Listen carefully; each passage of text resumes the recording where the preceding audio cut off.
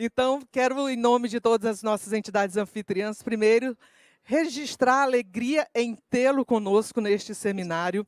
O seu nome, que já extrapolou há muitos anos, o estado do Ceará, hoje, obviamente, está além fronteiras do nosso país.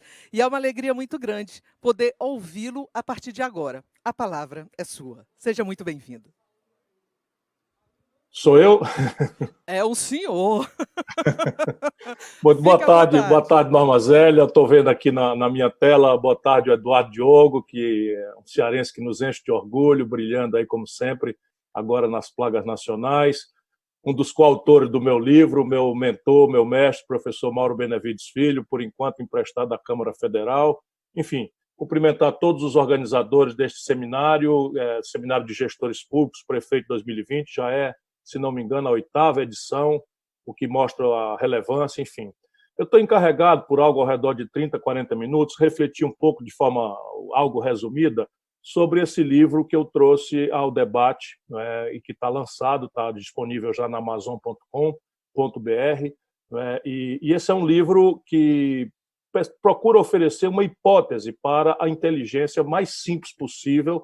Todo mundo sabe que eu não sou economista, eu sou um operador da política, minha formação é o direito, mas eu, como tenho tido o privilégio de conviver com cérebros muito qualificados, volto a destacar o Mauro Benevides, agora há pouco estava o Flávio Ataliba, que também me ajudou, né? Não está entre nós aqui o professor Nelson Marconi, que são líderes a quem eu agradeço, de uma equipe gigantesca que tem me ajudado a pensar. E aí, basicamente, a ideia do livro é tentar uma explicação com a inteligência, sem os ódios e paixões que estão atrapalhando demais o debate brasileiro, para que a gente entenda o que está acontecendo com o Brasil de uma forma um pouco mais, volto a dizer, reflexiva, menos apaixonada, menos odienta, porque isso, de fato, não vai nos levar para canto nenhum. E, a partir dessa inteligência, de um bom diagnóstico, que está aí naturalmente disponível para crítica de quem me der o privilégio da sua leitura, a gente tentar chegar numa plataforma básica do hoje para frente. O hoje para frente é o que país que temos, né? E o livro tenta propor, para além de uma radiografia do que é o país que temos hoje, qual é o país que queremos ser.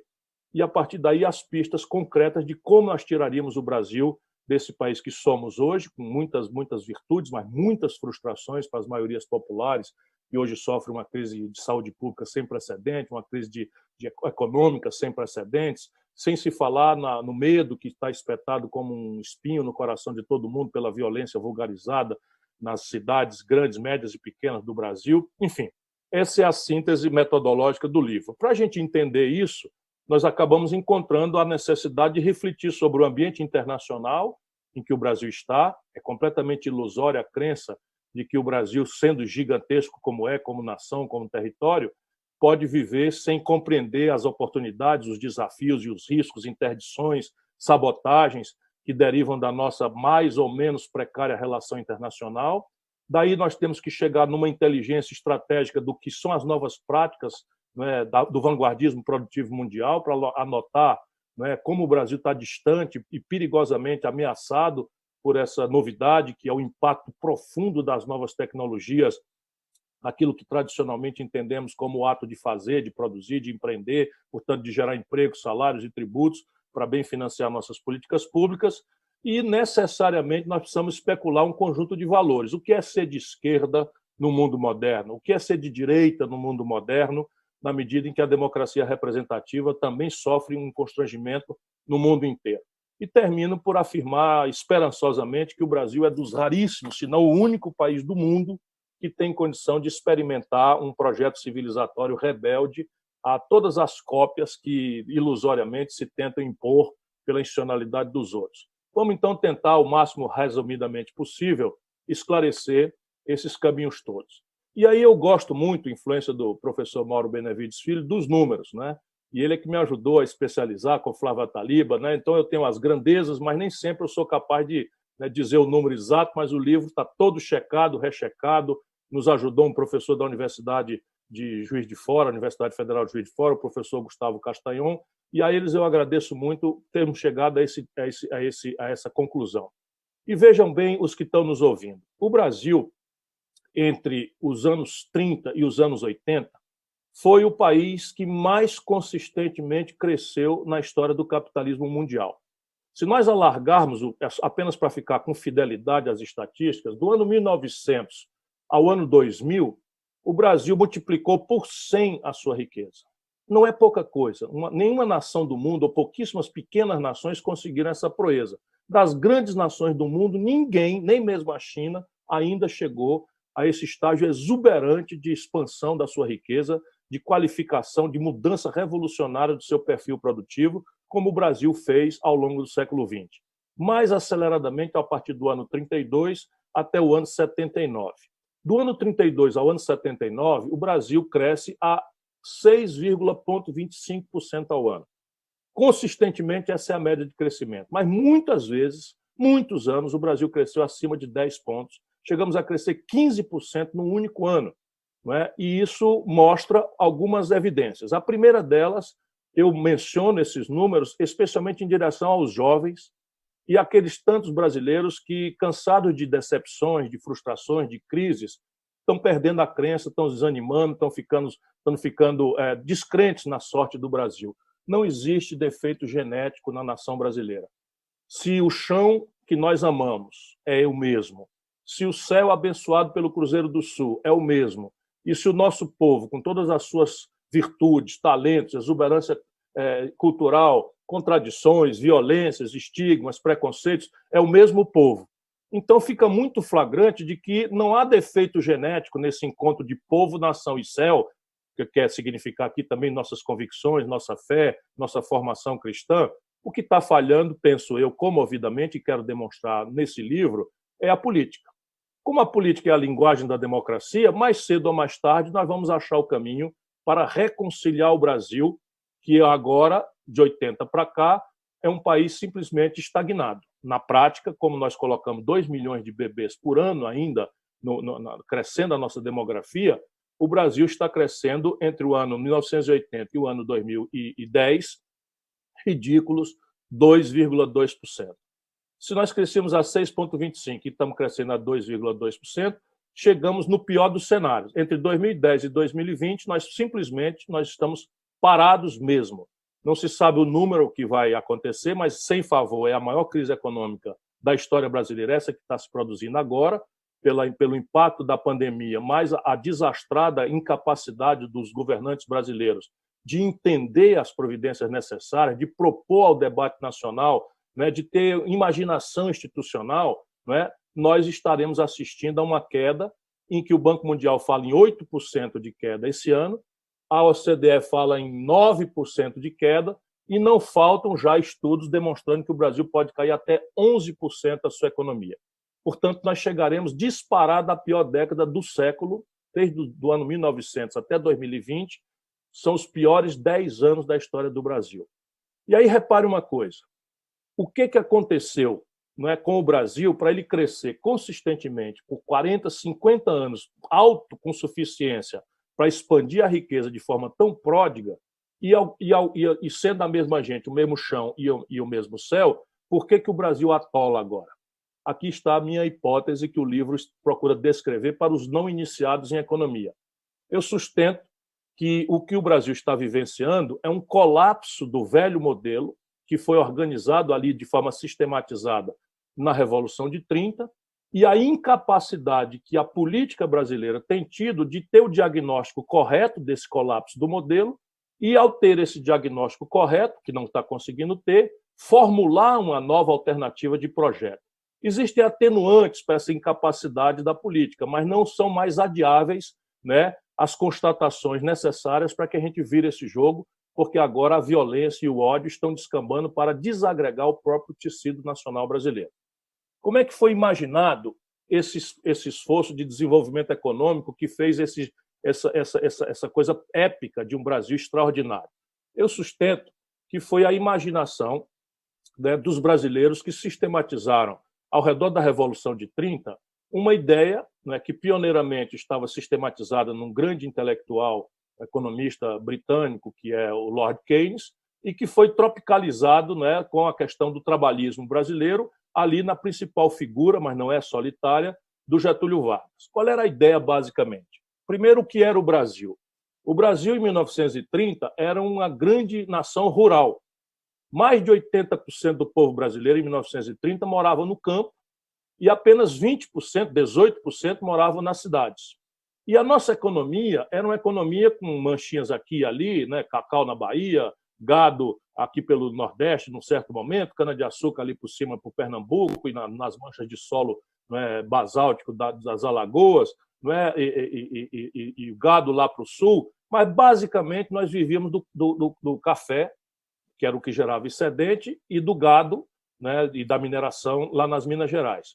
Essa política do café com leite, ou seja, do gado e do café, era guiada por uma oligarquia rural que tinha basicamente a característica de ser extremamente conservadora, renitentemente escravista. O Brasil é o país que mais tardiamente revoga a escravidão das suas práticas econômicas, das suas práticas sociais. Foi preciso uma pressão estrangeira muito pesada do grande império do Reino Unido, da Grã-Bretanha na época, para que o Brasil finalmente, já no alvorecer, né, do século XX, abolisse a escravidão, né? Quando os americanos foram a uma guerra civil em função disso, bem mais para trás do que o Brasil. Pois bem, nessa data, a elite brasileira do tempo resolve, então, que o Brasil precisava se modernizar. Modernidade, naquela data, era sinônimo de indústria. Ainda hoje, para muitos rincões da nossa imaginação, ainda é e permanece sendo verdadeira que a modernidade econômica é sintonizada numa conquista de uma estrutura industrial. Não é mais tão verdade modernamente, o que nos faz ter mais preocupação ainda com os desafios presentes do Brasil. Mas vamos nos transportar lá para o ano 30. A elite imaginava o Brasil tem que se libertar da economia rural, de subsistência para o povo e de monocultura para meia dúzia de ricos, escravistas, e que tinham substituído a escravidão pela mão de obra migrante. E agora o sinônimo de modernidade é a indústria. Muito bem, qual é a indústria? Pensaram os do tempo, né? Ali estava uma indicação que era óbvia. Quais são os produtos industriais que o Brasil está importando do estrangeiro com grande volume? Ali estava a pista já de um mercado revelado. Se o Brasil estava comprando do estrangeiro, como aconteceu numa grande importação em 1922, para o avô do Denox, que era o Ifox, o presidente Epitácio Pessoa fez uma grande importação de pá, picareta, faca, enxada, porque esses insumos metalmecânicos eram todos artesanais no Brasil. E já havia uma indústria que fazia com que esses produtos fossem muito mais baratos pelos ganhos de produtividade. Portanto, o Brasil já importava pá, picareta, facão, enxada, foice do estrangeiro, e então estava ali a pista por onde o Brasil deveria fazer nascer uma indústria nacional. Se chamou de substituição de importações. Então, tudo que o Brasil comprava do estrangeiro, ali estava o mapa por onde nós íamos tentar fazer uma indústria nacional brasileira. Primeira grande questão, para que a gente entenda as questões contemporâneas, os desafios de hoje. A pergunta desagradável: quem vai pagar isso? De onde vem o dinheiro para esse esforço de modernização industrial brasileira? Lá, como hoje, o Brasil era uma nação, como ainda hoje é dramaticamente, de baixíssimo nível de formação bruta de capital, ou seja, o Brasil é um país que tem pouca poupança nacional, tanto pública quanto privada. Com o perdão dos economistas, a poupança de uma nação, simplificando, é tudo que a nação produz menos o que a nação consome num dado ano. Portanto, simplificando as coisas, tudo que uma nação produz menos o que ela consome é a sobra, aonde vai ter o dinheiro para você fazer o financiamento. O Brasil tem um atoleiro aí de 16%, 17%, agora está em 15% o nível de formação bruta de capital, e isso é muito baixo, não é suficiente para financiar uma estratégia de desenvolvimento, os custos disso, infraestrutura, etc, etc, etc. Na época, eles resolveram tomar um atalho. Não é? Qual era o atalho? Era buscar no dinheiro estrangeiro o dinheiro que nos faltava para financiar nosso esforço de modernização industrial e a infraestrutura a ela correlata. Não era estúpida a decisão, era imprudente, o tempo revelou, mas na data, o dinheiro que o Brasil tinha disponível no estrangeiro era mais ou menos assim, 3% de juro ao ano, 3 anos de carência e 12 anos de prazo para pagar. Então, pensaram do tempo, qual é o problema? Eu pego $1 bilhão no estrangeiro, abro a Petrobras, e quando eu precisar começar a pagar com 3 anos, ela vai começar a faturar, e o faturamento de 1, 2 anos, 3 anos no máximo, paga que eu ainda tenho 10 anos para frente para vender, para pagar. Então, danaram a tomar dinheiro emprestado em dólar barato e de longo prazo para fazer o Brasil moderno nascer. Nasceu a Eletrobras, nasceu a Petrobras, nasceu a Vale do Rio Doce como base siderúrgica, nasceu, enfim, o BNDES, nasceram as 50 mil quilômetros de estrada asfaltada, todas as conexões de energia elétrica, as grandes hidrelétricas, etc., etc., etc. E o Brasil, então, cresce explosivamente, né, por conta dessa lógica. Havia uma outra premissa nesse modelo que é preciso ser recuperada, que também só dá para ver depois, porque tem a ver com a inteligência do que nós temos que fazer hoje. Qual era a lógica tecnológica dessa indústria, dessa modernização? Era imitar a inteligência tecnológica dos outros. É típico, o Juscelino Kubitschek inaugura a indústria automobilística no Brasil. Foi uma grande festa, a produção de um Fusca no Brasil, uma das primeiras nações fora do mundo rico que produz um automóvel, é o Brasil. Como é que foi isso? Essa é bem típica para demonstrar o que eu quero dizer. O Juscelino foi à Alemanha e conseguiu que a Volkswagen trouxesse uma linha de montagem de segunda mão da Volkswagen. Então, a linha de montagem de segunda mão foi montada em São Paulo, em São Bernardo, e o Fusca que saía na ponta dessa linha de montagem era rigorosamente igual, sob o ponto de vista da qualidade do veículo, ao Fusca que estava saindo da nova linha de montagem lá em Hamburgo ou em Munique, na Alemanha. Só que começava ali a corrida da produtividade, a corrida da sofisticação tecnológica. Com os mesmos custos de mão de obra, de energia, saía 5, 6, 10 Fuscas por dia numa linha de montagem nova. E aqui a linha de montagem usada tirava um Fusca por dia. Então, a premissa de que a gente ia sair atrasado, imitar a inteligência tecnológica dos outros e fazer nascer uma indústria brasileira que ficava ali 8, 10, 15 anos junto com a mesma indústria do mundo, porque os ciclos tecnológicos se sucediam com muita paciência, muita lentidão. Como a gente sabe, isso mudou violentamente a partir das últimas décadas do século XX. Resultado prático. Para aperfeiçoar o modelo, nós montamos uma redoma protecionista, porque nós não íamos jamais fazer nascer a indústria nacional brasileira se ela, mal nascente, já fosse obrigada a competir com os estrangeiros. Então, nasce daí a ideia de uma proteção generalizada, que também precisa ser entendida hoje, porque não é mais praticável e gerou, a certa altura, uma certa acomodação que não nos permitiu visualizar as mudanças do cenário mundial, e isso acabou quebrando o país, e a nossa elite política até hoje não foi capaz, penso eu, de fazer o grande debate sobre o diagnóstico e o que é que nós temos que fazer. Resultado prático. Para o bem, nós produzimos a 15ª economia industrial do planeta em apenas 4 décadas.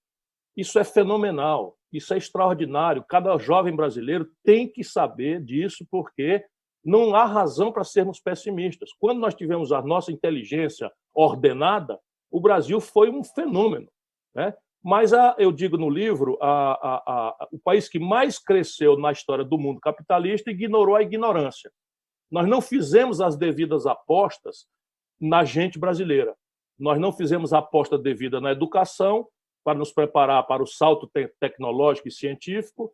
Nós não fizemos a reforma agrária. E, ao sinalizarmos para um emprego novo, de bom salário, com carteira assinada na cidade, nós promovemos a mais violenta migração campo-cidade da história do mundo.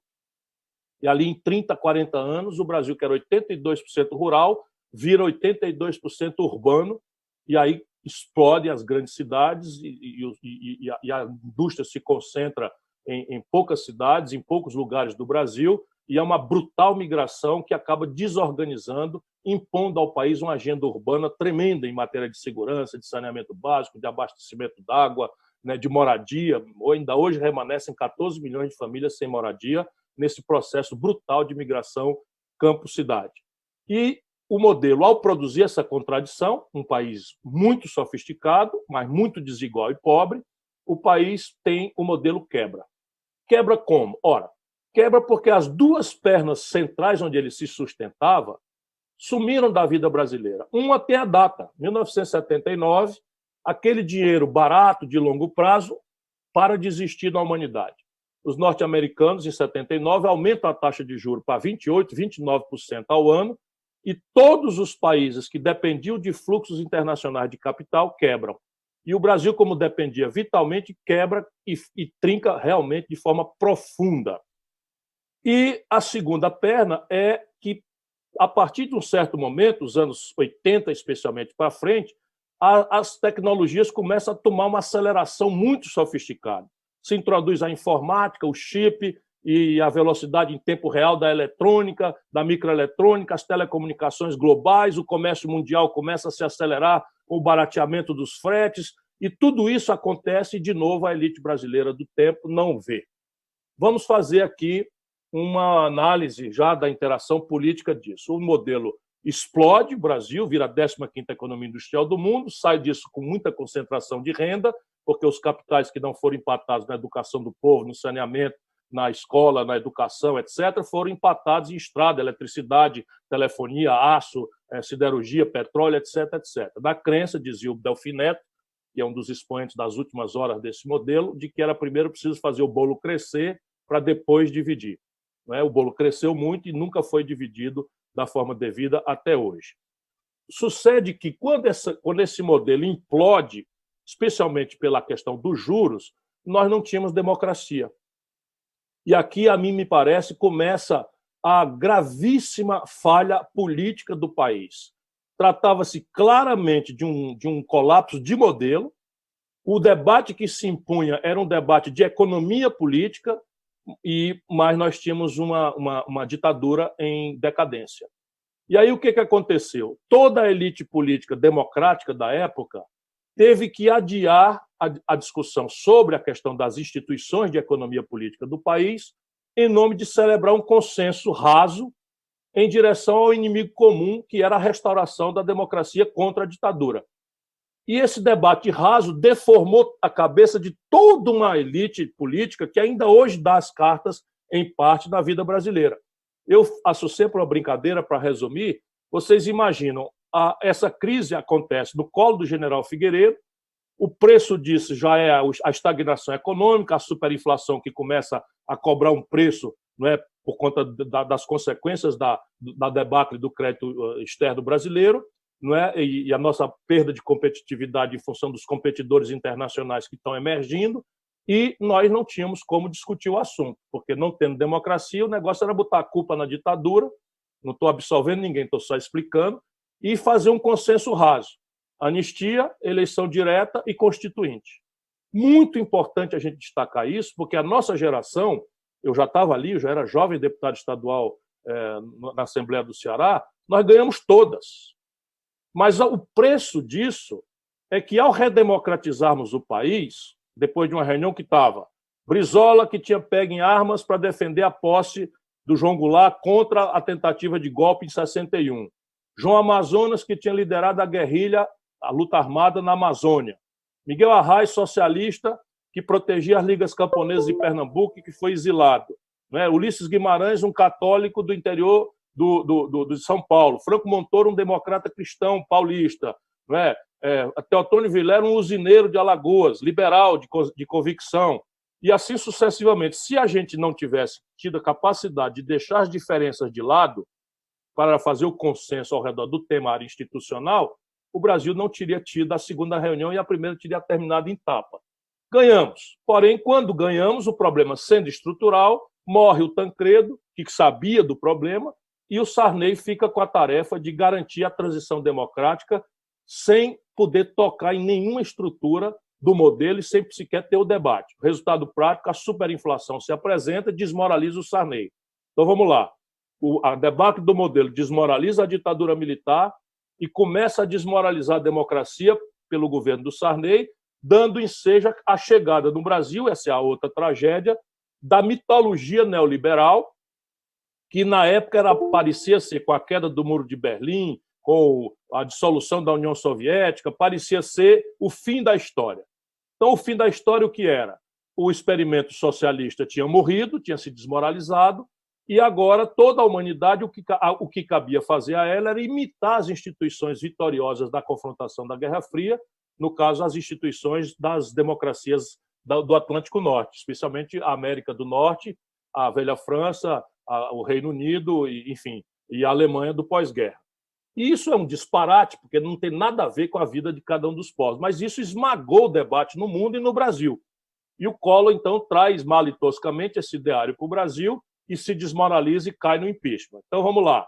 se desmoraliza acontece a debacle econômica que desmoraliza a ditadura, desmoraliza a democracia populista do Sarney, desmoraliza o ideário tosco, neoliberal, autoritário que o Collor trouxe e dá entrada para uma novidade, a social-democracia brasileira do PSDB, que era, enfim, liderada naquele momento a partir do Plano Real, que eu ajudei a fazer, por um sociólogo que era respeitadíssimo pela esquerda, muito respeitado como constituinte, que era o Fernando Henrique Cardoso, se desmoraliza também porque promove um ciclo de consumo, as pessoas ficam felizes, e o Brasil, que não deu cabo de entender o colapso do modelo, não colocou o modelo no caminho, imaginou que o Plano Real era a solução estratégica e o real era só um remédio para uma febre, quando o problema do Brasil era uma infecção extensa. Resultado prático, o PSDB se desmoraliza e nunca mais ganha uma eleição nacional no Brasil. Observem. Então vou repetir para a gente entender o que está por trás. Se desmoraliza o regime militar, se desmoraliza o Sarney, se desmoraliza o Collor, se desmoraliza o Fernando Henrique e o PSDB e dá passagem ao Lula. O Lula promove uma expansão do consumo via salário mínimo, crédito, não é? E uma expansão enfim, da rede de proteção social, consolidando as políticas de transferência de renda naquilo que ficou famoso como Bolsa Família. O consumo no Brasil explode e o mesmo partido, na sequência, quebra o país. E aí o Lula vai parar na cadeia e a Dilma caçada. Olha a equação do Brasil, se a gente prestar atenção naquilo que eu estou propondo no livro. Há um colapso do modelo econômico nacional desenvolvimentista e uma incapacidade da política de, ajuizando este colapso estrutural, abrir um debate sobre o novo desenho de projeto nacional que o país tem. Num primeiro momento, a causa era a redemocratização, num segundo momento, era a emergência da inflação, num terceiro momento, era o populismo consumista, sem fundamento, porque foi financiado por preços artificialmente altos das commodities lá fora, que, quando caíram, a partir da crise de 2008 e seu rebatimento na China, quebraram o Brasil de novo. E agora na mão do mesmo partido que tinha feito o consumo subir. Os números são impressionantes. Quando o Lula entrega o governo para Dilma, nós estávamos vendendo uma tonelada de minério de ferro por $190. Quando a Dilma é derrubada, a mesma tonelada estava sendo vendida por $38. Quando o Lula entrega para a Dilma, nós estamos vendendo um barril de petróleo no estrangeiro por $110. Quando a Dilma é derrubada, a gente está vendendo o mesmo barril de petróleo por $30. Resultado prático, quando os preços estavam altos, a gente pagava a farra do consumo, que permitiu a popularidade do Lula, a reeleição, etc, etc. Quando perde os preços lá fora, o modelo insustentável de consumo, sem base. E na passagem, o que acontece? Em 1980, nós éramos 30% da nossa riqueza industrial.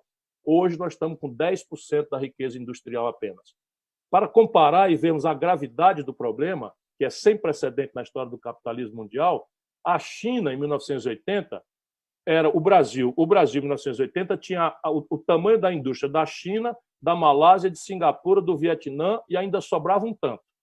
Hoje, a China é 16 vezes maior do que o Brasil no mesmo período. A Coreia do Sul veio no Brasil em 1983, 84, ver como é que um país de desenvolvimento retardatário tinha uma indústria automobilística capaz de produzir 600 mil veículos por ano em 1980, a fração ali. Pois bem, a Coreia do Sul hoje tem 3 marcas globais de automóveis e domina 15% do mercado de automóveis do mundo, inclusive com plantas coreanas vendendo no mercado norte-americano. O Brasil só tem montadoras cada vez mais maquiladoras, em que 80% do valor de um carro produzido no Brasil são importados do estrangeiro. Destruímos toda a base industrial brasileira nesse período. E chegamos, então, agora ao fundo do poço. Isso nos faz, então, não sei muito como é que está o meu tempo aí, vocês da organização, por favor, me façam uma advertência, mas isso chega, finalmente, ao fundo do poço, em que, basicamente, os números são terríveis. O Brasil tem hoje 100, antes da pandemia, o livro foi escrito antes, mas eu já trouxe ele de volta da editora e já fiz uma introdução, e o livro não perde a atualidade, apenas a pandemia agrava o argumento de uma forma muito contundente. Nós chegamos, enfim, antes da pandemia, numa situação em que 100 milhões de brasileiros têm a renda equivalente ao que apenas 5 brasileiros possuem de concentração de renda. É, sem nenhum favor, a pior distribuição de renda do mundo organizado. O Brasil tem hoje, antes da pandemia, tudo isso piorou dramaticamente, 38 milhões e 700 mil pessoas empurradas para a informalidade, vivendo de bico, sem qualquer proteção da lei, nem hoje, nem no futuro. E o Brasil entrou na pandemia com 12 milhões de pessoas desempregadas. Todas as simulações agora falam que o Brasil pode temer 20 milhões de desempregados no fim desse ano, mais de 100 milhões de brasileiros entre informalidade ou vivência de autônomo e a renda média caindo, porque nós estamos destruindo postos de trabalho sem nenhum plano. O crédito que foi aprovado no Congresso Nacional, com as devidas carências, aí com a contribuição, o Mauro Filho redigiu, não chegou para as empresas até hoje. O presidente vetou a carência, num país em que as empresas entraram 5 milhões e meio no Serasa antes da pandemia, 63 milhões e 700 mil brasileiros que foram ao consumo pela expansão importante do crédito no Lula, com a Dilma passaram a ter humilhação de ter o seu nome no SPC, e tudo isso cria um caldo em que o país está, volto a dizer, no fundo do poço. São 10 anos, a pior década da história econômica do Brasil em todos os tempos, desde 1900 que se levanta esse número. E aí a grande pergunta que se faz, e o livro faz essa pergunta, é: alguém ainda consegue acreditar que o espontaneísmo individualista das forças de mercado, que o caos natural em que a competição global e local se fere, se isso tem capacidade de responder ao tamanho do desafio dessa natureza? O livro propõe que não. O livro propõe que não, e, infelizmente, a tragédia da pandemia no mundo e entre nós nos socorre com um argumento que não precisava ser tão trágico para a nossa inteligência perceber. Parece que é completamente mitológica a ideia de que a mera competição privada, que é a grande oferta do neoliberalismo, vai oferecer resposta para o colapso do desenvolvimento do mundo e, especialmente, de uma nação com gravíssimas contradições como o nosso. Quer dizer o quê? Que nós abominamos a virtude da iniciativa privada? Não. O livro assume com muita clareza esse debate de que o que funciona no mundo é uma economia coordenada por um Estado sadio, energizado, musculoso, dotado de poupança para poder intervir na infraestrutura, para intervir na qualificação das práticas produtivas, para intervir na educação do povo, para garantir saúde, sem o que não se pode falar em produtividade sistêmica numa nação como a nossa. Então, com uma iniciativa privada também muito forte, empoderada, estimulada por um crédito compatível com a rentabilidade média dos negócios, que não temos há 30 anos no Brasil. A taxa de juros na economia é maior do que o lucro médio das empresas da economia real, e isso tudo o livro propõe. Mas a grande ideia é que nós desaguemos o debate para um projeto nacional de desenvolvimento. Cada palavra dessa tem que ser dita com muito vagar, porque cada palavra dessa impõe um grande debate, uma grande contradição, um conflito político muito grande, para o qual nós estamos perdendo. Nós, que pensamos como eu penso, e esse livro propõe, estamos perdendo esse debate nas 3 palavras. Primeiro, projeto. Projeto supõe o quê? Supõe plano. Supõe que nós tenhamos que ter clareza de que o espontaneísmo individualista não vai resolver, que é preciso que o Estado, junto com a iniciativa privada, junto com o pensamento acadêmico qualificado, formulem objetivos estratégicos de curto, de médio e de longo prazo, diga que país nós queremos ser, que país que nós somos hoje, qual é o prazo que nós queremos tirar o país do que somos hoje para o que queremos ser, quanto custa. Esse é um debate que os políticos brasileiros têm horror a fazer, e é absolutamente imperativa a orçamentação, quanto custa. E depois o debate, que é politicamente muito gravemente conflituoso, de quem vai pagar que parte da conta. E o livro, então, propõe claramente que o Brasil devia se planejar para ser um país com indicadores de desenvolvimento humano semelhantes ao da Espanha, que não é o país mais rico, nem é o país mais pobre da Europa, e que, sob o ponto de vista de renda per capita, vaga por aluno na universidade, creche, escolaridade, expectativa de vida, escolarização média, padrões de violência ou de contenção da violência, de prevenção, e nós devíamos pegar esses indicadores, e eu estudei bastante isso com essa equipe extraordinária que me ajuda, e estabelecemos que o Brasil pode alcançar esses indicadores em 30 anos. partindo de onde estamos hoje. Por exemplo, na Espanha, 52 de cada 100 garotos de 18 a 25 anos têm acesso a uma vaga na universidade. No Brasil, mal e porcamente, só 18. Eu digo mal e porcamente porque, salvo a extraordinária exceção que há, esse ensino privado que está se oferecendo ao filho da classe média brasileira a custo muito alto, não prepara para a vida, e nós estamos aí sofrendo a tragédia dos meus colegas bacharéis em Direito.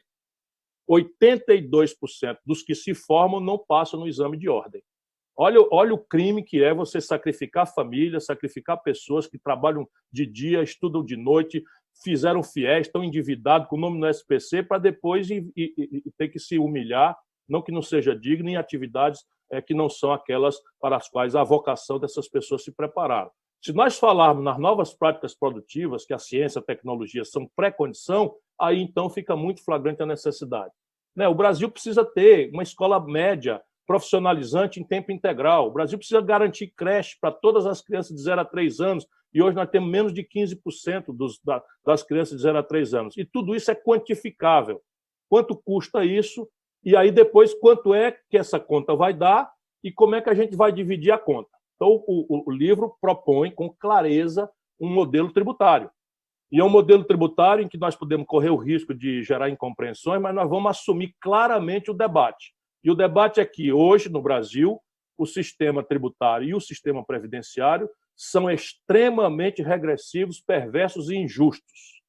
Então, a Previdência Social, por exemplo, mesmo depois desta dita reforma, segue sendo uma previdência que só onerou, só sacrificou, por esmagadora maioria, as pessoas mais pobres, ou a pequena classe média que ganha até R$ 2.500. Os generais, por exemplo, que estão andando no país, com o Bolsonaro, tiveram um aumento de 22 para 35 mil reais. E os militares representam um buraco na conta de algo ao redor de 160 mil por beneficiário ano, enquanto o servidor do comércio, o trabalhador da construção civil, o trabalhador do regime geral da Previdência, representa um déficit aí de R$ 2.000, R$ 2.500 por cabeça por ano. Isso tudo nós estamos propondo como redesenhar o caminho. O sistema tributário brasileiro só cobra de pobre da classe média. Nós temos o sistema mais regressivo, ou seja, aquele que cobra mais do pobre e menos do rico. Nós vamos lá e propomos claramente, com concretude, dizemos quanto é que nós estimamos arrecadar, etc, etc, etc. Então, o projeto significa isso, um plano em que cada brasileiro, cada grupo social se identifique nele. Em que prazo eu vou ter o meu filho, com uma chance melhor do que a que eu tive? Qual é a parte que me toca desse sacrifício, se é justo, se não é justo? Então, esse plano tem que ser aclarado num grande debate, e o livro é uma proposta objetiva, explícita disso. Nacional por quê? Porque enganaram a população com esse papo de globalização. A gente não desconhece que a vocação do homem é para o universo. Desde quando o primeiro Pithecanthropus erectus se pôs bípede ali nas savanas da África, ele naturalmente, por razões de comida, de caça ou de curiosidade apenas, ele pôs ali e quis saber o que tinha do outro lado da montanha. Portanto, o avanço da humanidade para abolir as fronteiras e nos celebrarmos como uma raça só de seres humanos, um dia vai chegar. Se não, porque não é mais moda mencionar Karl Marx, pelo menos o John Lennon ainda segue sendo de ser citado na música Imagine, ele fala para a gente imaginar uma sociedade sem fronteiras e sem país. Daqui até lá, vamos entender concretamente e explicar para o nosso povo. A única coisa que está globalizada é um padrão de consumo extraordinariamente sofisticado, ao qual só tem acesso uma minoria ínfima da humanidade. Vamos nos colocar na pele de um conterrâneo nosso que está lá no Planalto Ayrton Senna, ou num compatriota nosso que está numa favela da Maré ou no Complexo do Alemão, no Rio de Janeiro. Esse garoto cresce informado de tudo que há de mais sofisticado em matéria de consumo e está induzido a acreditar que ser feliz é acessar aquilo. É o tablet, é o smartphone, que daqui a pouco é 5G, é o tênis de marca, é a camiseta de marca, é a roupa de marca, enfim, é o camelo, a bicicleta de 7 marchas, não sei o que e tal, e ele não tem renda para isso. A família dele, destruída por regra, não tem renda para isso. Então, nós estamos produzindo uma geração de frustrados e, quando não, de revoltados, que acabam sendo excluídos desse equívoco consumista que também está matando o planeta Terra. Não esquecer que o símbolo máximo desse padrão consumista em voga hoje é a posse individual de um carro que consome combustível fóssil e que nos Estados Unidos já tem 2 para cada 3 habitantes. Se a China imitar esse padrão, o planeta Terra morre pelas mudanças climáticas, o aquecimento global, que nós temos que ponderar. E aí a grande questão é que esse bom, bonito e barato, sofisticado, ele não é global. Ele é produzido por um tipo de prática que não está disponível ao empreendedor médio brasileiro, por pelo menos 3 gravíssimas diferenças na condição de produzir, de competir, de sobreviver. Primeiro, a personalidade e os prazos do capital, e os custos do capital. Então, no Brasil, você desconta hoje, enquanto o mundo faz 11 anos que está com taxa de juros negativa, você desconta uma duplicata em Fortaleza a 1,5% de juro ao mês. Né? Em plena pandemia, quando o governo faz uma injeção de R$1 trilhão no sistema financeiro, os juros brasileiros subiram. Lá fora, o juro está negativo. Né? O venture capital, seed money, angel money, que são expressões em inglês, que é um tipo novo de dinheiro que se associa à ideia de um jovem inovador que tem pulso empreendedor, sem garantia, sem competição conhecida antes, porque é uma ideia nova, e que banca um alto risco e se remunera no êxito desse alto risco, não existe no Brasil. Então, essa é uma assimetria mortal. A segunda, já mencionei, vou mencionar de novo, é o nível de sofisticação tecnológica. Por média, o Brasil está muito atrasado no padrão tecnológico sofisticado. Toda vida que uma coisa mais sofisticada vier competir com uma coisa mais atrasada, a coisa atrasada morre.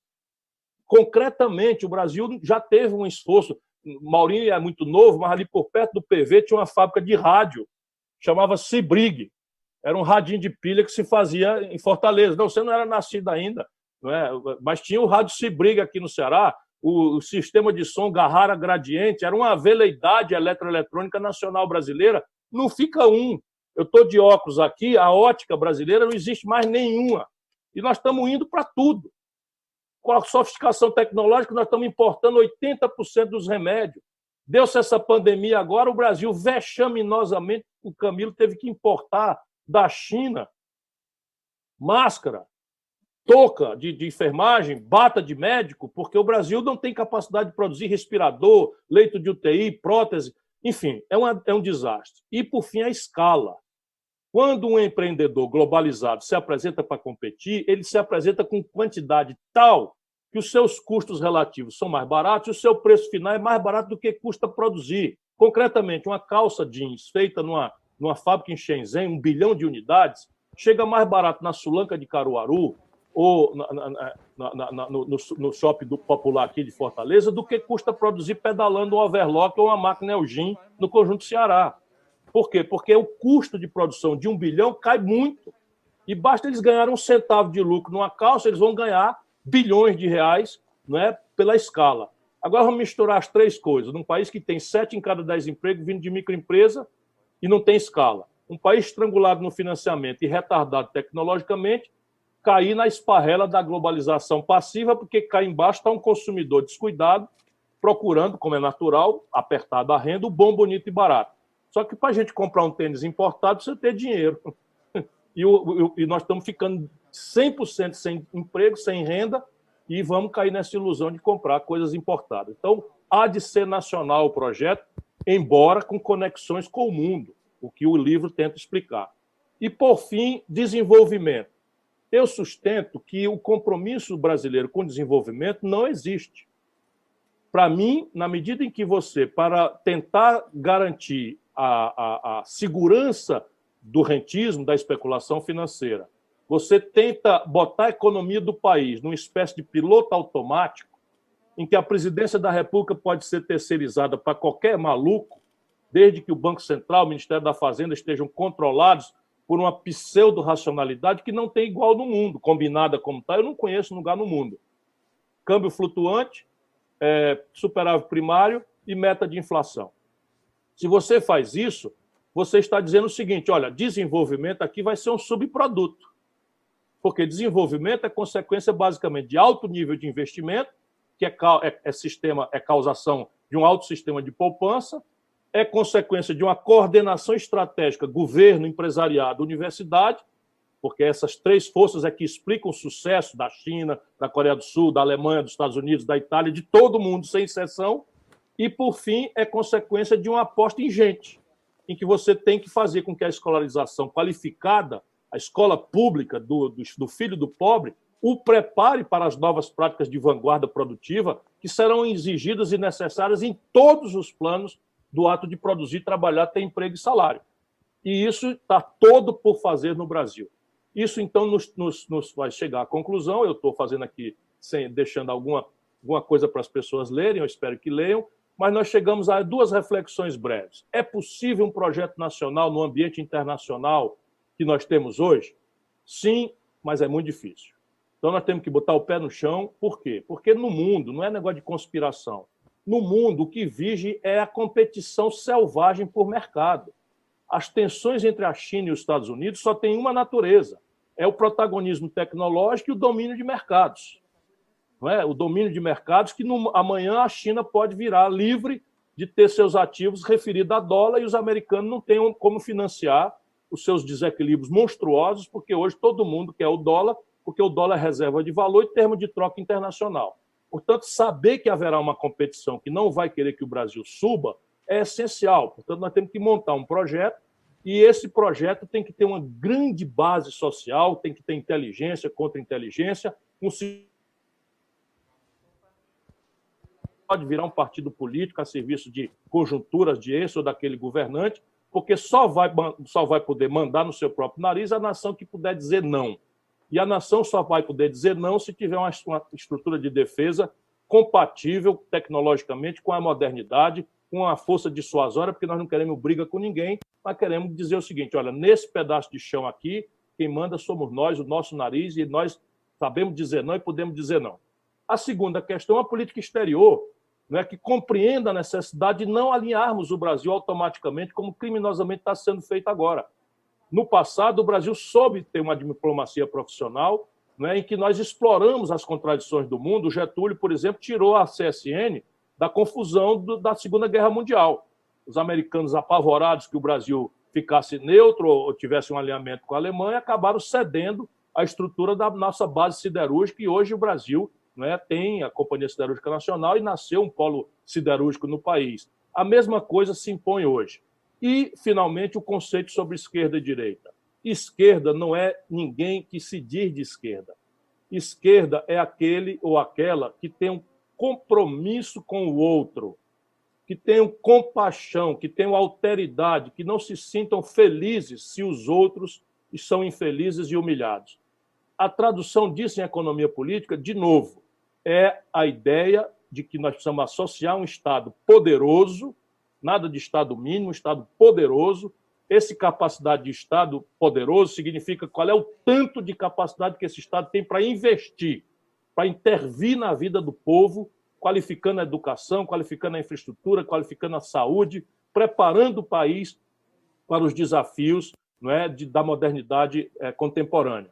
E, de outro lado, uma iniciativa privada que saia das ilusões, não é, do rentismo, porque esse país não vai para canto nenhum enquanto a gente não fizer a cura dessa intoxicação ideológica em que a economia real, da roça, da produção industrial, do comércio, rende menos do que a especulação financeira. Isso é possível e depende de um grande e generoso diálogo que nos vacine dos ódios e paixões e que substituam esses ódios e paixões por um grande, fraterno e generoso debate, valorizando a inteligência, valorizando a experiência, valorizando a parceria e o entendimento nacionais. É o que eu defendo nesse livro e para o qual eu peço a atenção de todos.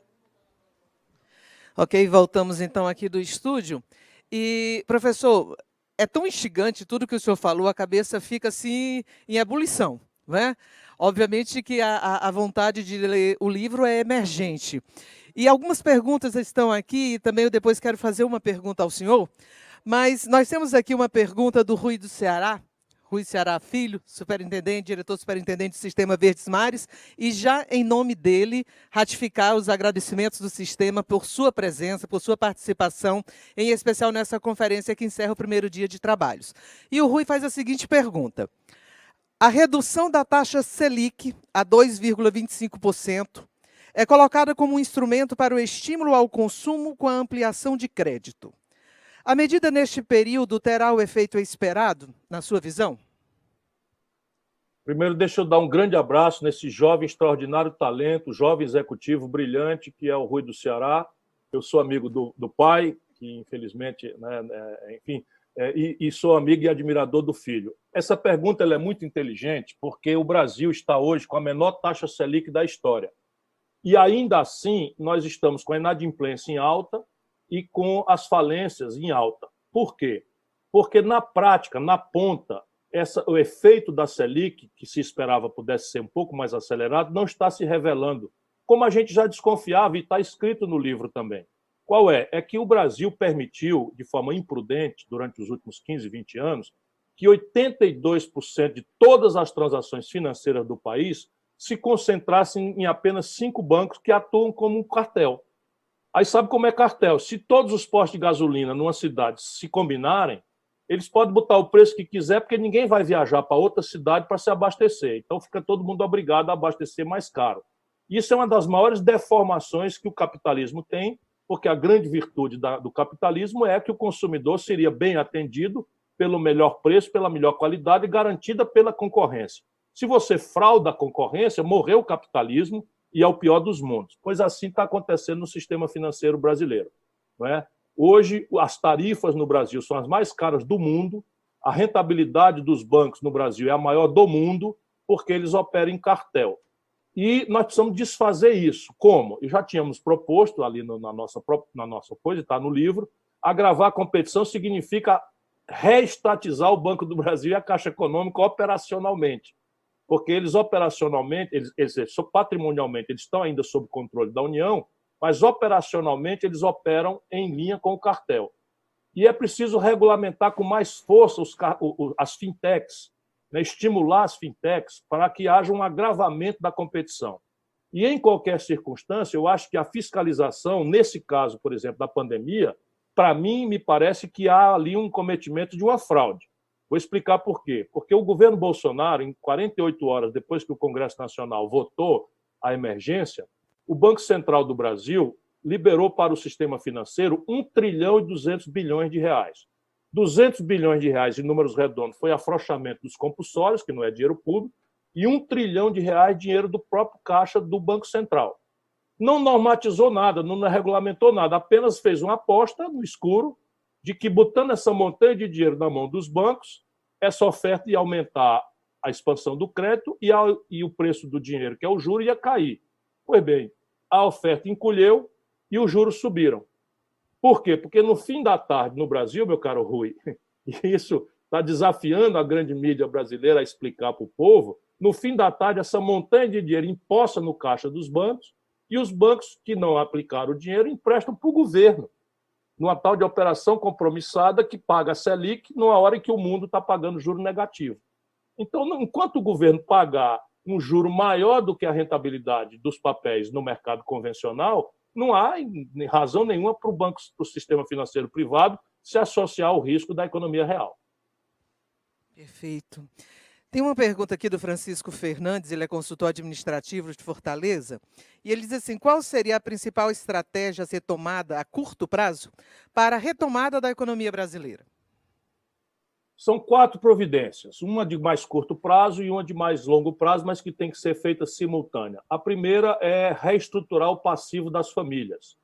Antes da pandemia, a gente vivia obcecadamente repetindo que 63 milhões e 700 mil brasileiros estavam com o nome sujo no SPC. E a economia cresce, 60% dela puxada pelo consumo das famílias. O consumo das famílias depende de emprego, salário, quer dizer, renda, né, lato sensu, e crédito. Emprego e renda vem depois. Só uma política pública que pode alcançar o crédito estrangulado. E custaria 25 bilhões de reais, pelas nossas estimativas, refinanciar, não é dar dinheiro para ninguém. Coisa que a gente faz aqui no PROCON, em Fortaleza, ajudar o povo a conseguir combater os abusos do crediário, os abusos, não é, de juros sobre juros, de taxa de permanência, de multa, etc., etc., que o cidadão foi para o crediário comprar um forno de micro-ondas por 400, 500 reais, perdeu o emprego, perdeu a renda, e, de repente, quando vem saber da prestação, está devendo 1.800, 2.000, 2.500 reais. Tudo abuso. Se a gente ajudar, a gente sabe que o desconto pode ser até 90%. Se a dívida consolidada antes da pandemia era de 240 bilhões de reais, desconta 90%, nós estamos falando de 24 bilhões de reais. Você faz aí um refinanciamento, e a gente tinha tudo isso estudado, está tudo pronto e tal, e está pronto para fazer, e vai ser necessário, porque agora os 63 milhões e 700 mil vão virar 80 milhões, 90 milhões de brasileiros, porque é devastadora a destruição de postos de trabalho e de emprego no Brasil. Segundo, ajudar o empresariado brasileiro a reestruturar seu passivo. Também o mercado oligopolizado, como está, não vai fazer. Ou a gente bota, não é, cria uma coisa criativa, e nós chegamos a especular até num fundo soberano, lastreado numa fração das reservas, para via crédito, não é dar dinheiro para ninguém, não é refis, é crédito contra garantia, contra compromissos reais, não é, de retomada do desenvolvimento e retenção do emprego, mas é preciso fazer um esforço de recomposição, porque hoje, antes da pandemia, tudo isso está se agravando, o empresariado brasileiro está colapsado no crédito. É o maior nível de endividamento vencido da história do capitalismo brasileiro. Terceiro, restaurar a condição do setor público e investir. Então, quem puxa o investimento, também ninguém precisa ser economista brilhante como o Mauro Benevides é, para saber que se o governo investe, gera emprego. São milhões de pessoas que você pode contratar na retomada de 26 mil obras públicas paradas, a Transnordestina parada, o projeto São Francisco andando a passo de carga do Manco, finalmente parece que vai chegar ao eixo norte no Ceará, mas isso faz 14 anos, uma obra que dava para fazer em 3, 4 anos, que eu fiz em 90 dias o Canal do Trabalhador, sei bastante bem o que eu estou dizendo. E a gente diz por onde retomar isso, né? O Brasil tem hoje, por exemplo, o Maurinho levou lá para o Guedes, porque a gente é um tipo de oposição que esculhamba o que está errado, mas a gente não se recusa a colaborar, a contribuir, a dar ideias. E nós estamos dizendo há muito tempo que o Brasil tem hoje no Tesouro, no Caixa Único do Tesouro da União, todo mundo vai ficar assustado ouvindo isso, mais de R$1 trilhão ouvindo a conversa. E o governo, ao invés de pegar aí uns 150, 200, 300 bilhões desses para fazer um contracíclico, retomar obras, etc., etc., não usa. Por quê? Porque não sabe fazer. Como é que a gente faz? Que dinheiro é esse? O dinheiro é o seguinte, são fundos que estão inoperantes e que só pode usar. Temos aí renúncia fiscal, antes da pandemia, 300 bilhões de reais por ano. Coisas que não têm explicação, algumas delas não têm contrapartida nenhuma. Nós fizemos já no Ceará. Se a gente passar o pente fino nisso, se tirar aí, o Mauro fala em 15%, eu falo em 20%, em hora de dificuldade, a gente arranja 70 bilhões de reais. Não é? Então, lá se vai o dinheiro. Nós temos aí uma tributação sobre lucros e dividendos empresariais que só o Brasil e a Estônia não cobram. Eu já cobrei quando fui ministro da Fazenda. Vamos evitar a bitributação, tudo direitinho, mas dá para a gente achar mais uns 70, 80 bilhões. Se a gente, numa hora de dificuldade como essa, cobrar 0,5% ou 1 ponto percentual progressivamente sobre os grandes patrimônios acima de 20 milhões de reais, a gente acha mais 80 bilhões de reais. Ou seja, nós sabemos aonde pode ser arranjado o recurso para retomar o investimento, para realmente animar, junto com a reestruturação da dívida das famílias, do empresariado, para retomar aquilo que é o óbvio. Só tem desenvolvimento se houver investimento. E o investimento é público e privado. Isso é uma obviedade que nós vamos recuperar. Por fim, o Brasil precisa, na partida já de uma virada do jogo, recelebrar uma política industrial e de comércio exterior. Não faz sentido a gente, pobre como é, ficar perdendo poupança para os outros em coisas que a gente pode saber fazer aqui. Por exemplo, 1/3 da capacidade de refino da Petrobras estão parados. E nós estamos importando do estrangeiro 300 milhões de barris de gasolina, óleo diesel, querosene de aviação e gás de cozinha. 80% dos Estados Unidos. Isso não justifica. O Brasil tem que ser uma potência na área de petróleo, gás e bioenergia. O Brasil está importando da China, agora está muito evidente, esses insumos da indústria do complexo da saúde. Se o governo compra 17 bilhões de dólares, a gente pode botar ali, né, na Irauçuba, uma fábrica, porque o governo compra. E a gente pode botar uma fábrica, como nós trouxemos para cá, para o Ceará, a indústria calçadista, a gente pode fazer um complexo industrial de saúde, porque é o próprio governo que compra. Depois você tem o complexo industrial da defesa. O Brasil gasta bilhões de reais para equipar as Forças Armadas e até a farda do Exército, outro dia a China ganhou a concorrência. Não faltava mais nada, agora o Brasil vai comprar uniforme, eles cancelaram essa, mas do jeito que vai, nós vamos comprar uniforme, roupa que é costurado, pano que a gente sabe fazer, importada da China. Isso tudo são as sugestões que a gente tem concretamente para virar o jogo no Brasil. E, no limite, esse projeto propõe um conjunto de instituições para levantar o nível de formação bruta de capital, uma explicitação de uma coordenação estratégica governo, empresariado, universidade e uma aposta em investimento ingente, educação, saúde, produtividade, ciência e tecnologia. Cultura. Nós estamos, aliás, a cultura, nesse período de pandemia, eu acho que vai demorar um pouquinho para poder se reerguer, não é? Embora todas as nações precisem da cultura... Nem ministério a gente tem mais. Infelizmente.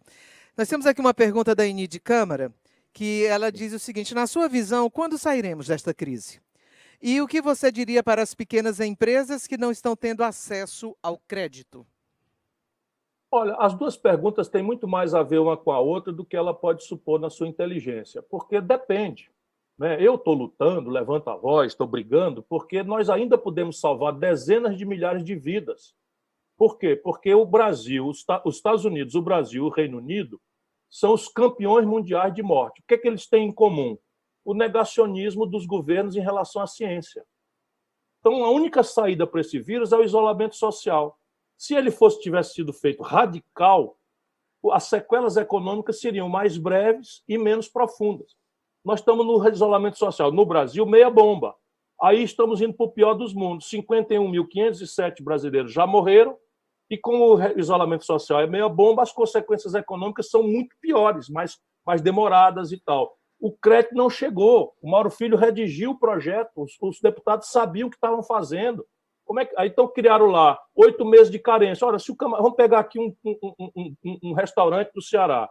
Nós vivemos de quê? De turismo. Na hora que não precisava governo nem ninguém dizer, na hora que o bicho apareceu, que a gente vê pela televisão, está matando gente, não sei o quê, todo mundo ficou em casa, restaurantes fecharam. Se o restaurante fechou, lá se vai 8, 10, 12, 15 empregos para cima do telhado. Portanto, o faturamento caiu. Como é que eu posso fazer um empréstimo e não dar carência para o cidadão? Aí o Mauro Filho redigiu lá, os colegas conseguiram aprovar, porque tem muito prestígio, 8 meses de carência. Vai lá o Paulo Guedes, marra o Bolsonaro e veta. Resultado, quem é que vai tomar um dinheiro que vai ter que pagar amanhã se o faturamento não voltou? Aí criaram uma garantia, que é um fundo garantidor federal, com 1/3 apenas, né, de risco para o banco privado. O banco privado não quer topar nem 1/3 de risco. Tudo nas costas do setor público, recebendo bilhões, trilhão de reais do governo federal. Então, garantia, reciprocidade, obrigação do camarada deixar o dinheiro no banco sem o camarada ter, isso tudo é falta de governo, é falta de compromisso. Portanto, fazer o governo mudar a orientação em relação à pandemia está na hora, porque a projeção hoje é de que vão morrer 120 mil brasileiros, 80 a 120 mil. 51 mil já estão aí, 25 mil é o número de mortes subnotificados, que estão sendo classificados como infecção respiratória, com não sei o que e tal, 1.500, 2.000% acima do mesmo período do ano passado, ou seja, subnotificação, o Brasil é o país que menos testa. Salvar empresas depende da briga nossa. Temos que brigar, o Congresso Nacional está fazendo seu papel e nós temos que lutar, a imprensa, todo mundo, e lutar. E terceiro, né, o que nós temos que fazer é olhar a conta pública. As simulações, o Maurinho me traz um número de 670 bilhões de déficit esse ano, e o Instituto Fiscal Independente fala que se a queda do PIB for acima de 9 pontos, vai ser 917 bilhões de reais, o buraco na conta pública. Isso é 6, 7, 8 vezes o pior momento da vida brasileira, e a gente não vê um plano. Para a gente botar defeito, para elogiar, para fazer uma sugestão, para dar uma melhorada, não tem um plano. Ou seja, o que é que a gente pode fazer? Brigar, lutar, levantar a voz, exigir, e dependendo dessa luta, é que nós vamos ter menor ou maior rapidez na virada do jogo. Eu estou muito preocupado. Acho que o Brasil está indo para o fundo do poço a partir de setembro. Bem, depois do que o senhor falou, eu acho que todos estamos preocupados. Nós estamos com mais de 700 pessoas assistindo à sua conferência. Nós tivemos aproximadamente 3.000 pessoas passando hoje o dia todo visitando todo o seminário. E eu quero fazer uma pergunta final já para o senhor, nosso tempo já está se esgotando. O senhor falou, desenvolvimento é subproduto, planejamento inexiste. Estamos importando numa era tecnológica praticamente tudo, pelo que o senhor aí já pôde relatar. Nos painéis anteriores, foi falado uma das questões de que os prefeitos estão desesperados por conta de emprego, empregabilidade. Principalmente as prefeituras com menos de 100 mil habitantes, que são muitas nestes 5.570 municípios brasileiros. Então, para concluir, o que o senhor diria para esses prefeitos? Muitos não vão ser reeleitos, muitos municípios completamente endividados, desacreditados, uma política que está completamente indefinida e incerta. Então, para esses prefeitos que estão lidando diariamente com a sua população, porque as pessoas sabem onde o prefeito mora, vai lá, bate na casa, reclama, o que o senhor teria a dizer nesse momento final para esses prefeitos? Se você me permitir, Normazelli, eu gostaria de ouvir uma parte que o Mauro Benevides Filho ia fazendo aqui, e ele vai qualificar muito essa minha palestra, se ele puder fazer essa parte. Era a meu pedido. Para dizer que, apesar da dificuldade que o Ciro coloca, e é tudo real, mas o livro ele traz a solução para isso, porque o governo brasileiro ele não vai resolver somente cortando despesa. Ele tem que buscar, portanto, o aumento de receita. Então, há esperança. Daqui nós temos que sair com esperanças de que o Brasil pode ser consertado. Não, há muita esperança, porque, afinal, foram várias soluções apresentadas pelo nosso conferencista. Ele disse os problemas, mas ele apresentou as soluções, viu? É porque a pergunta anterior me pedia uma resposta e eu costumo respeitar muito as pessoas que me dão a honra da sua atenção. Mas o Mauro tem toda a razão. E se algum brasileiro pode provar que tem esperança, sou eu. Por duas razões. Eu tenho um filho, né, de 4 anos, depois de velho. Eu acredito no Brasil. Eu quero que o Gael viva, não é, numa sociedade justa, que ele tenha as oportunidades generosas que o Brasil deu a mim, por exemplo. Eu venho do interior, venho de Sobral. Né, fui educado a maior parte da minha vida na escola pública. Tive uma educação que me permitiu chegar a Harvard, disputar a presidência da República. E eu devo isso aos meus velhos e queridos professores, por regra da escola pública, mas também aqui no Colégio Cearense e no Colégio Sobralense, lá 3 anos da minha vida toda. E eu tenho pedido ao povo brasileiro a oportunidade para ser presidente do Brasil. Se eu não tenho esperança, evidentemente que eu não ia me arriscar nessa questão. E aí, com isso, eu permito encaminhar a resposta aos prefeitos. Olha, meu irmão, é hora de trincar os dentes. Não é? A responsabilidade de quem está governando é grave, porque vocês estão num alicate, um alicate extremamente apertado. As despesas, seja pela pandemia, seja porque de vez em quando vem um recado de Brasília, muitos deles bem intencionados, justo, né? Piso salarial do magistério, piso salarial do agente comunitário de saúde, mais responsabilidade na atenção básica, e, enfim, aí tira os médicos cubanos. Então, e o prefeito é que tem que se virar, e a receita, o orçamento dele, ninguém perguntou nada. E agora o fundo de participação, especialmente os municípios mais pobres, está despencando, porque a receita pública, naturalmente, a falta de uma completa está despencando. Então, você tem uma pinça, que é despesas em alta e receita caindo, e ainda não falta aqui e ali, com todo respeito, a boa intenção, não tem a menor dúvida, mas ali, de vez em quando, um promotorzinho querendo governar o município sem ter tido voto, dando cagaço e ameaçando, e não sei o que e tal. Então, contem comigo, contem conosco, não é? E procure estabelecer, naquilo que for possível, a adequação dos seus orçamentos. Lembrem-se que aumentar a receita é sempre uma possibilidade. As comunidades sempre serão capazes, com um prefeito caprichoso, que dê bom exemplo, de entender um pouquinho mais de sacrifício. Aí, será que tem uma margem na planta de valores do IPTU? Será que você está lançando o ISS direitinho? Porque, às vezes, a gente é tão pequena na cidade que a gente conhece todo mundo e a gente não quer fazer porque é todo mundo amigo, mas, olha, faz uma reunião, conversa, mostra a situação e vamos trincar os dentes para ver se a gente atravessa, porque o Brasil tem condição. Eu digo a você, essas soluções que eu apresentei aqui, se você olhar para a Argentina, ela não tem. Se você olhar para o Chile, não tem. Se você olhar para o México, não tem. Dessas grandes nações de desenvolvimento retardatário, o Brasil é a nação que tem a melhor condição de todas. Base física. Petróleo, a gente besta não contar. A gente não sabe a quantidade de petróleo nesse pré-sal. Só o que já tem cubado é 20 trilhões de reais. O Brasil tem a 3ª maior província mineral do mundo. Aqui tem de tudo. O Brasil tem 1 de cada 6 litros de água doce do mundo. Tem lugar por aí que a guerra é grande por causa de água. No Brasil é só a gente pegar a água de São Francisco e trazer para o Castanhão. Você imagina, amanhã a gente pode conectar a bacia amazônica, o Tocantins. Tudo isso é só o homem que pode fazer, porque Deus nos deu a generosidade da nossa natureza. O Brasil tem a maior fronteira agricultável, desocupada do mundo. Só no Brasil a gente colhe uma cultura temperada e uma cultura tropical no mesmo dia. Numa hora dessa que o calorzinho do Ceará está aqui, está fazendo frio no Rio Grande do Sul. Ou seja, nós temos aqui toda a condição física. O nosso povo, eu já disse, foi o responsável pelo maior milagre econômico da história do capitalismo mundial. O que está falhando é a política. Ora, mas se a gente conservar a democracia, e essa é uma luta de todos nós, que a linguagem da política é a democracia, nós vamos achar o caminho. Portanto, a minha recomendação é trinca os dentes, vamos atravessar juntos aí. A ajuda que o Congresso Nacional votou para os estados e municípios demorou quase 60 dias e ainda não está operando e veio muito aquém e injusto daquilo que é necessário. Mas aí está uma pauta. Os deputados não precisam dos prefeitos, tem que fazer os deputados, né, pressionar os deputados, governistas, não pode acontecer, né, deixar os prefeitos abandonados do jeito que estão.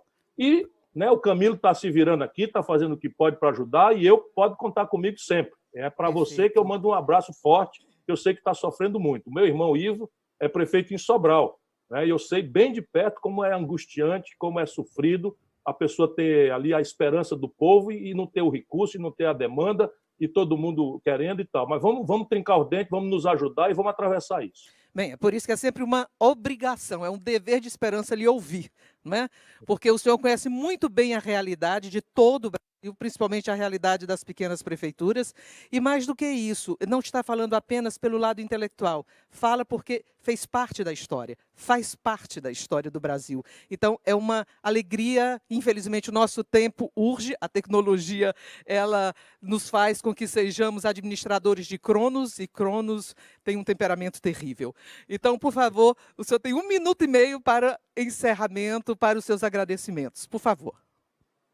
Agradecer a você, Zélia, mais uma vez. Parabéns pela elegância, pela simpatia. Se alguém quer fazer um evento classudo no Ceará, já sabe que tem que ser com você para fazer. Um abraço a todos os que nos ouviram, especialmente ao Mauro Filho, que é uma pessoa de ouro, né? É uma pessoa de ouro que o Ceará produziu, né? E um dia ele ainda vai poder botar essa energia e o talento e a capacidade de imaginar soluções a serviço do nosso país. De minha parte, muito obrigado a todas e a todos que, mais uma vez, me privilegiaram com esse convite e com a sua atenção. Forte abraço e que Deus nos proteja a todos. Quem puder, por favor, fique em casa. Ainda está na hora de quem puder ficar. E quem não puder, aceita as orientações do governo. O Camilo está fazendo um extraordinário trabalho, pressionado por todo lado, guiado pela ciência, guiado pela humildade dele, vai com muita autoridade. Se de todo, meu irmão, minha irmã, você tiver que sair, lave as mãos, use a máscara, guarde a distância social para a gente vencer essa parada e Deus nos proteger a todos. Mais uma vez, obrigada, professor. Que Deus lhe abençoe sempre. Parabéns por esse projeto nacional, o Dever da Esperança, leitura obrigatória para todos os brasileiros.